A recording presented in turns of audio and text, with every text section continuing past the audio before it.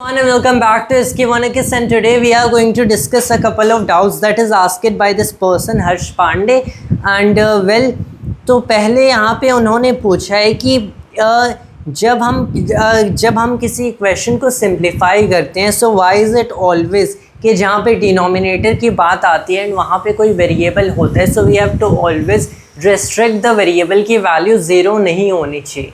So that is one very simple thing that we don't want infinities to occur. So it goes something like this to really so यहाँ पे अगर देखा जाए it goes something like this. अगर आप कोई भी function define करते हो, let's say it is f of a this is well a function f as a function of x. तो यहाँ पे आपके पास कोई variable है, right? अब अगर आपके पास x की किसी भी पर्टिकुलर वैल्यू पे ये फंक्शन ज़ीरो हो जाता है, मान लो x नॉट पे ये फंक्शन ज़ीरो हो गया and then you try to define 1 over f of x at this particular value x naught. तो यहाँ पे ये पर्टिकुलर चीज़ जो आपकी हो जाएगी this will really go to infinity, right? So that this particular thing goes to infinity, we can't really, that doesn't really make any sense in mathematics क्योंकि mathematics isn't supposed to have infinities in it. तो यहाँ पे आपके पास नीचे कोई भी variable है, मान लो x खुद ही है, so this function f as a function of x is basically x itself. तो यहाँ पे ये जो आपका x इक्वल ज़ीरो पे आपने लिख दिया तो infinity, and mathematics isn't supposed to have infinities because they don't make any sense. Infinities का कोई मतलब नहीं होता ना. People will confuse infinity for a number, but infinity is not a number. It is not a number. It is not something that is uncountable, that is so large that is uncountable.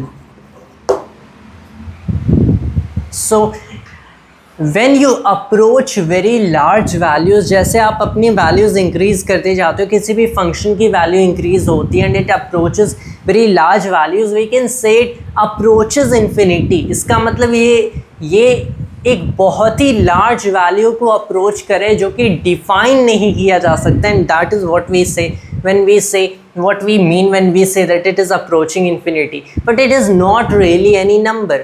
ये कोई ऐसा number नहीं है. Alright, and so we really don't want to have this particular thing equal to infinity.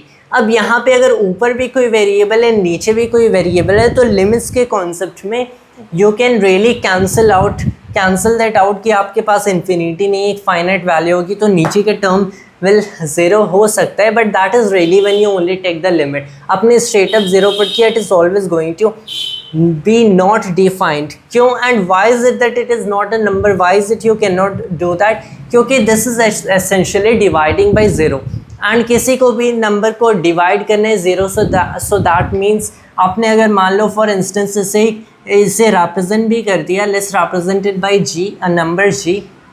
so what you are saying is g times x is 1, that is g times 0 is 1.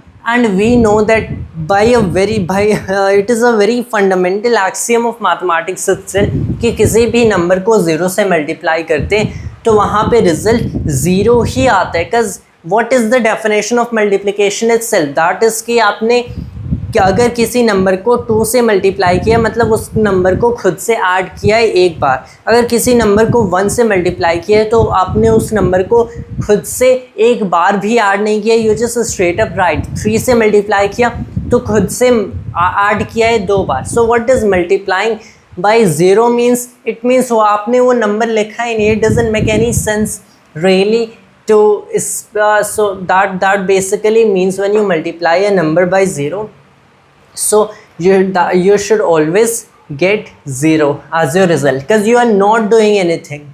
You are essentially not doing anything, right? So you cannot have this number, such a number जैसे 0 से multiply किया तो 1 आ गया या 2 आ गया या फिर कोई भी दूसरा नंबर आ गया. And so that is why we really restrict कि यहाँ पे इसकी वैल्यू ज़ीरो नहीं होगी एंड तभी इन वेरिएबल्स या फंक्शंस को डिफाइन किया जाता है. Now here we go the second problem that he asked कि he is trying to solve कि जब tan 2 थीटा 1 के इक्वल होता है and we have to find the general value of theta. So he has followed a certain number of steps and also found it. तो यहाँ पे I'll write down the step जो कि उन्होंने follow किया है. He has done this that tan 2 theta आप 1/tan theta लिख सकते हो which is basically cot theta, जिसे ऑल्सो लिखा जा सकता है as tan of π/2 minus theta, which is written as tan of π/2 minus theta, and then you can basically equate this by while adding an extra term n pi, and you write कि 2 theta n pi plus में π/2 minus theta हो गया.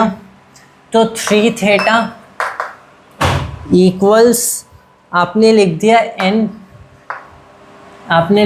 π/2 n plus 1. 3 theta is यहाँ पे π/2 नहीं है, so we can't really take that as common. 3 theta आपका हो गया π/2 plus n pi. Alright, तो इसे पाई do we can take as a common, but we don't need that. यहाँ से आपने सीधे थीटा लिख दिया that it should be equal to, यहाँ पे पाई as a common but rather ले लेते हैं π/3 and here is n plus में half. Alright, so that we get as a result. The question he asked was, जैसे जब मैंने tan थीटा को RHS में लिया तो वहाँ पे क्यों नहीं लिखा कि theta equals n pi. So here he has taken tan theta on the left hand side. tan 2 theta तब 1/tan theta हो गया. And well, the question is कि यहाँ पे थीटा को n pi क्यों नहीं लिखा. Well, the thing is कि you cannot really do that, क्योंकि what does it really mean to say कि आपने थीटा को n pi लिख दिया considering आपने अभी क्वेश्चन सॉल्व ही नहीं किया. So how do you really know कि यहाँ पे n pi आप लिख भी सकते हो. Plus if you are really talking about this thing right here, कि यहाँ पे आपने इसे tan 2 थीटा को इससे इक्वेट किया, then cot थीटा से, then tan π/2 माइनस थीटा से. So and then you write कि then 2 theta is n pi plus this term. So what you really do is take the tan inverse on both sides, then 2 theta हो गया n pi plus में this term.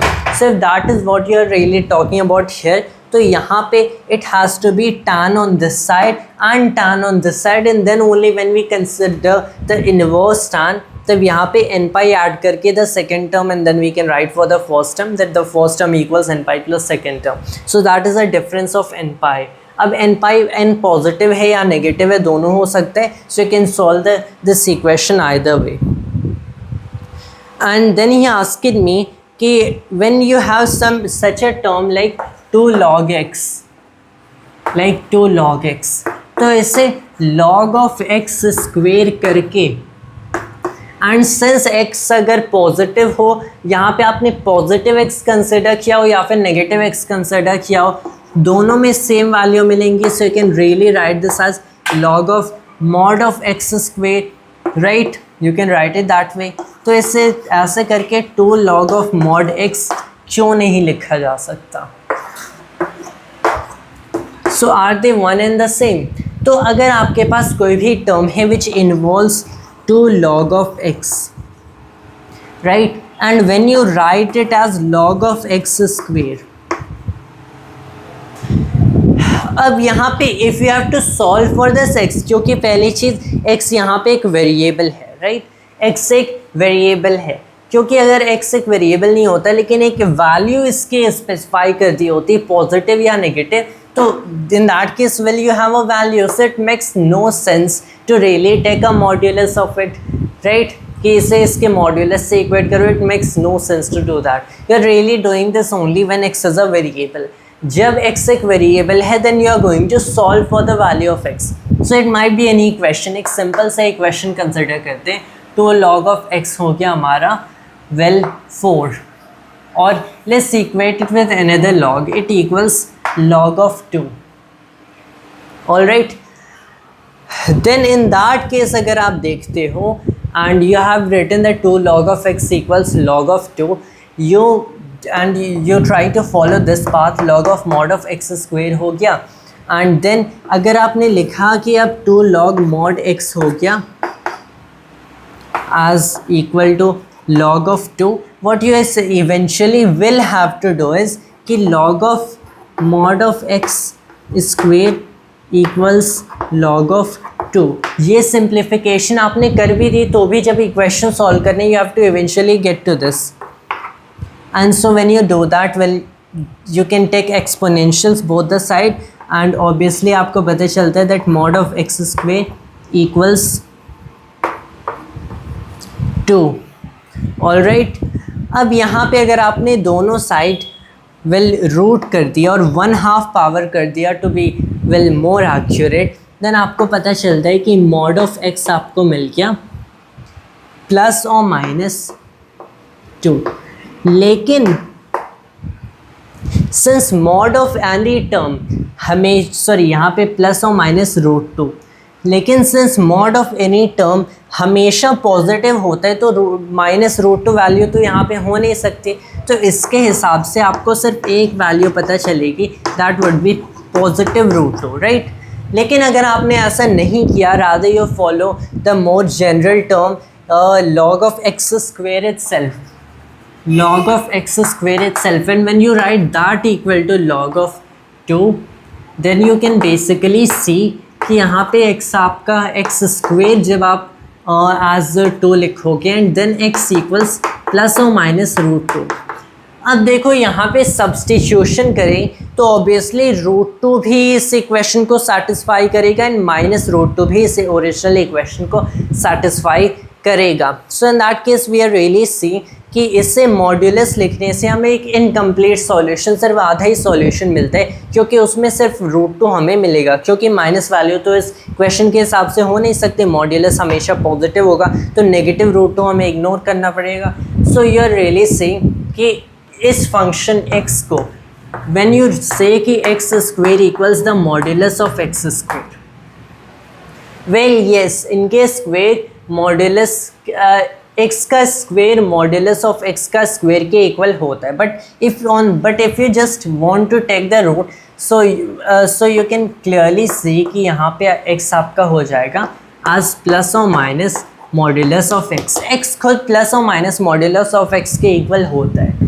All right, but if we try to really substitute in place of x modulus x, so that will not work fine, क्योंकि when you write that x square is modulus of x का square, then that means modulus of x is also +or-x, right? So modulus x is also +or-x, so 2 log of x is not really equal to 2 log of mod x, it's rather equal to 2 +or-2 log of mod x. So that is like a more general, a more complete. That is why you should not write it that way, क्योंकि इससे सिर्फ incomplete solution मिलता है, but you can get to the more fundamental level and see कि कैसे अगर x square mod of x square के equal होता है, so x and mod x are related to each other by a +or- sign, तो ये भी यहाँ पे भी एक +or- sign involve हो जाएगा. So that was all for today's video of mine, and thanks to all viewers.